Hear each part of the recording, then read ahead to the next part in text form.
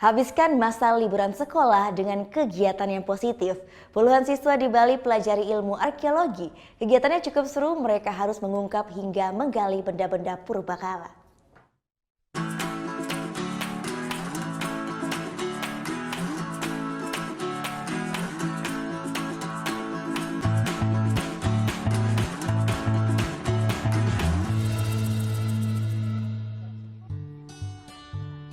Beginilah cara pelajar SMA di Jembrana, Bali habiskan liburan. Bak ahli arkeolog, mereka ungkap peninggalan zaman purba dan lakukan penggalian. Hasilnya, beberapa benda purbakala ditemukan, seperti kreweng atau pecahan gerabah dan sejumlah manik-manik. Bertajuk Rumah Peradaban, program ini diadakan untuk menambah wawasan dan minat generasi muda terhadap arkeologi. Kenapa dipilih melibatkan sekolah? Karena anak-anak sekolah itu merupakan agent yang strategis untuk menyampaikan informasi. Di samping juga melakukan proses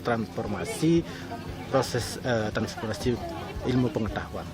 Tujuannya ya salah satunya adalah bagaimana mereka mengenal akar budaya dalam rangka memperkuat karakter dan memperkokoh jati diri bangsa. Selama 1 minggu, mereka dibekali teori dan ilmu seputar arkeologi. Puncaknya praktek langsung di Museum Manusia Purba Gilimanuk. Tentunya sambil dipandu tim dari Balai Arkeologi Bali.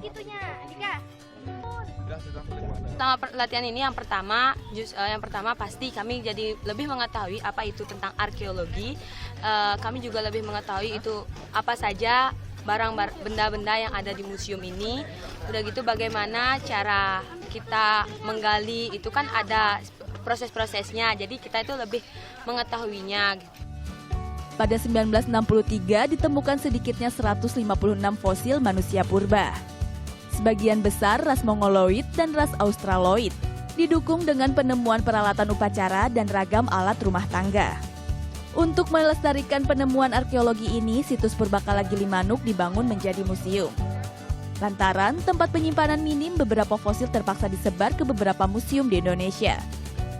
Surya Sanjana melaporkan untuk NET.